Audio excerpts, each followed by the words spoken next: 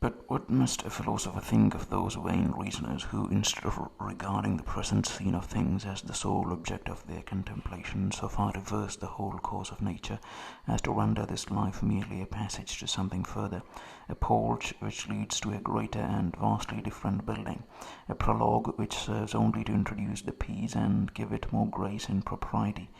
Whence, do you think, can such philosophers derive their idea of the gods? From their own conceit and imagination, surely. For if they derived it from the present phenomena, it would never point to anything further, but must be exactly adjusted to them, that the divinity may possibly be endowed with attributes which we have never seen exerted, may be governed by principles of action which we cannot discover to be satisfied. All this will freely be allowed, but still this is mere possibility and hypothesis. We never can have reason to infer any attributes or any principles of action in him, but so far as we know them to have been exerted and satisfied. Are there any marks of a distributive justice in the world? If you answer in the affirmative, I conclude that since justice here exerts itself, it is satisfied. If you reply in the negative, I conclude that you have then no reason to ascribe justice, in our sense of it, to the gods. If you hold a medium between affirmation and negation by saying that the justice of the gods at present exerts itself in part, but not in its full extent, I answer that you have no reason to give it any particular extent, but only so far as you see it at present exert itself.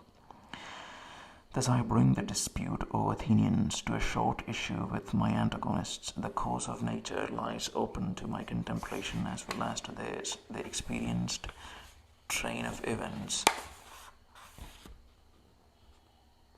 is the great standard by which we all regulate our conduct. Nothing else can be appealed to in the field or in the Senate. Nothing else ought ever to be heard of in the school or in the closet. In vain would our limited understanding break through those boundaries which are too narrow for our fond imagination. While we argue from the course of nature and infer a particular intelligent cause, which first bestowed and still preserves order in the universe, we embrace a principle which is both uncertain and useless. It is uncertain because the subject lies entirely beyond the reach of human experience. It is useless because our knowledge of this cause being derived entirely from the course of nature, we can never, according to the rules of just reasoning, return back from the cause with any new inference, or, making additions to the common and experienced cause of nature, establish any new principles of conduct and behavior. I observe, said I, finding he had finished his harangue, that you neglect not the artifice of the demagogues of old, and as you were pleased to make me stand for the people, you insinuate yourself into my favour by embracing those principles to which, you know, I have always expressed a particular attachment. But allowing you to make experience, as indeed I think you ought, the only standard of our judgment concerning this and all other questions of fact, I doubt not but from the very same experience to which you appeal, it may be possible to refute this reasoning which you have put into the mouth of Epicurus. If you say, for instance, a half-finished building surrounded with heaps of brick and stone and mortar, and all the instruments of masonry, could you not infer from the effect that it was a work of design and contrivance?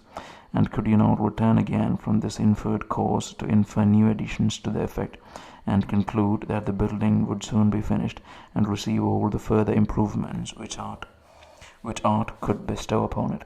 If you saw upon the seashore the print of one human foot, you would conclude that a man had passed that way, and that he had also left the traces of the other foot, though effaced by the rolling of the sands or inundation of the waters. When then do you refuse to admit the same method of reasoning with regard to the order of nature?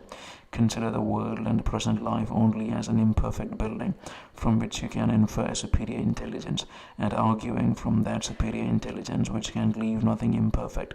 Why may you not infer a more finished scheme or plan which will receive its completion in some distant point of space or time? Are not these methods of reasoning exactly similar, and under what pretense can you embrace the one while you reject the other? The infinite difference of the subjects, replied he, is a sufficient foundation for this difference in my conclusions. In works of human art and contrivance, it is allowable to advance from the effect to the cause, and returning back from the cause, to form new inferences concerning the effect, and examine the alternatives which it has probably undergone or may still undergo. But what is the foundation of this method of reasoning? Plainly this, that man is a being whom we know by experience, whose motives and designs we are acquainted with, and whose projects and inclinations have a certain connection and coherence, according to the laws which nature has established for the government of such a creature. When, therefore, we find that any work has proceeded from the skill and industry of man, as we are otherwise acquainted with the nature of the animal, we can draw 100 inferences concerning what may be expected from him, and these inferences will all be founded in experience and observation. But did we know man only from the single work of production which we examine, it were impossible for us to argue in this manner, because our knowledge of all the qualities which we ascribe to him being in that case derived from the production, it is impossible they could point to anything further or be the foundation of any new inference. The print of a foot in the sand can only prove, when considered alone, that there was some figure adapted to it by which it was produced. But the print of a human foot proves likewise from our other experience that there was probably another foot which also left its impression, though effaced by time or other accidents. Here we mount from the effect to the cause, and descending again from the cause, infer alterations in the effect. But this is not a continuation of the same simple chain of reasoning. We comprehend in this case 100 other experiences and observations concerning the usual figure and members of that species of animal, without which this method of argument must be considered as fallacious and sophistical. The case is not the same with our reasonings from the works of nature. The deity is known to us only by his productions, and is a single being in the universe, not comprehended under any species or genus, from whose experienced attributes or qualities we can, by analogy, infer any attribute or quality in him. As the universe shews wisdom and goodness, we infer wisdom and goodness. As it shews a particular degree of these perfections, we infer a particular degree of them, precisely adapted to the effect which we examine. But further attributes or further degrees of the same attributes we can never be authorized to infer or suppose by any rules of just reasoning. Now, without some much license of supposition, it is impossible for us to argue from the cause, or infer any alteration in the effect beyond what has immediately fallen under our observation. Greater good produced by this being must still prove a greater degree of goodness. A more impartial distribution of rewards and punishments must proceed from a greater regard to justice and equity. Every supposed addition to the works of nature makes an addition to the attributes of the author of nature, and consequently, being entirely unsupported by any reason or argument, can never be admitted by as mere conjecture and hypothesis. The great source of our mistake in this subject, and of the unbounded license of conjecture which we indulge, is that we tacitly consider ourselves as in the place of the Supreme Being, and conclude that he will on every occasion observe the same conduct which we ourselves in this situation would have embraced as reasonable and eligible. But besides that, the ordinary course of nature may convince us that almost everything is regulated by principles and maxims very different from ours. Besides this, I say, it must evidently appear contrary to all rules of analogy to reason from the intentions and projects of men to those of a being so different and so much superior. In human nature there is a certain experienced coherence of designs and inclinations, so that when from any fact we have discovered one intention of any man, it may often be reasonable from experience to infer another, and draw a long chain of conclusions concerning his past or future conduct.